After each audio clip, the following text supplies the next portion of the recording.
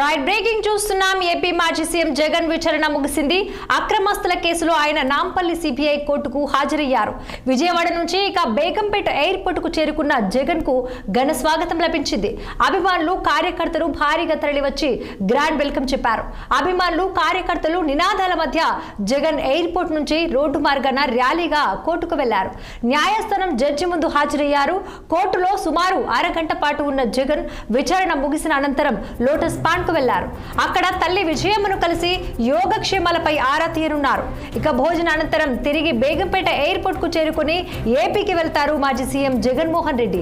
ఇక ఈ అంశంపై మరింత సమాచారం అందించేందుకు మా senior correspondent Mahender Reddy phone line లో సిద్ధంగా ఉన్నారు. మహేందర్, చెప్పండి. ఏపీ మాజీ సీఎం జగన్ విచారణ ముగిసినట్టుగా తెలుస్తోంది.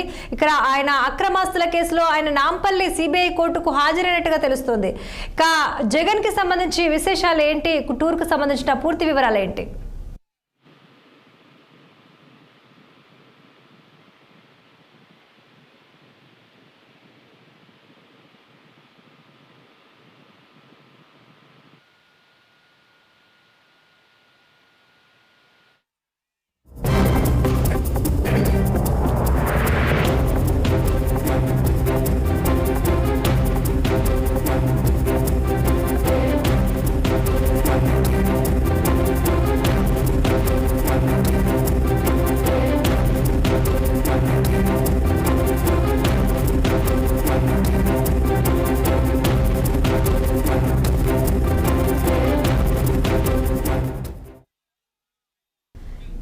ఏపీ మాజీ సీఎం జగన్ విచారణ ముగిసింది. ఇక అక్రమస్తుల కేసులో ఆయన నాంపల్లి సిబిఐ కోర్టుకు హాజరయ్యారు.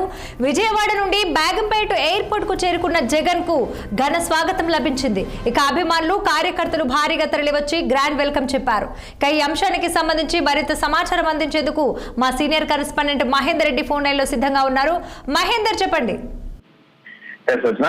అక్రమాస్తుల కేసులో ఆంధ్రప్రదేశ్ మాజీ ముఖ్యమంత్రి వైఎస్ జగన్మోహన్ రెడ్డి 6 ఏళ్ల తర్వాత అంటే కోర్టు ఎక్కడం జరిగింది.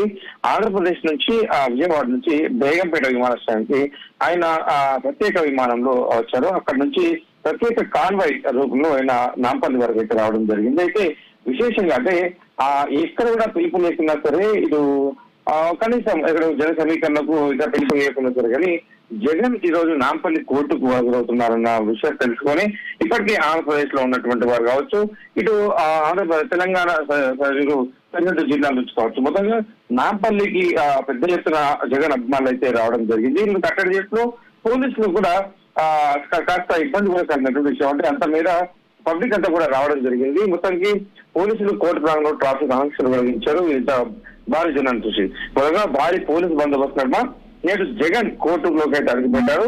చివరిసారిగా 2020 జనవరిలో ముఖ్యమంత్రి హోదాలో జగన్మోహన్ రెడ్డి నాంపల్లి కోర్టుకు వచ్చారు.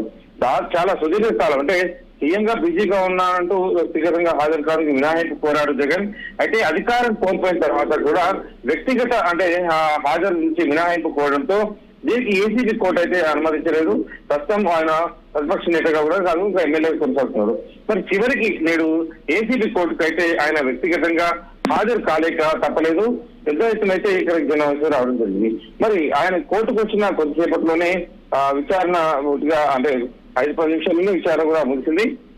మరోసారి అంటే పిలుపుగా వస్తుంది చెప్తున్నారు. మొత్తానికి దివంగత అంటే 417 ఈ విషయం ఒకసారి మాట్లాడుకున్నట్టయితే రాజశేఖర రెడ్డి హ్యాండ్ ఉన్నప్పుడు దాల్మియా సిమెంట్ కు కడప జిల్లాలో 417 హెక్టార్ల సున్నప్రాయ గనులు ప్రభుత్వం తీసుకొచ్చింది.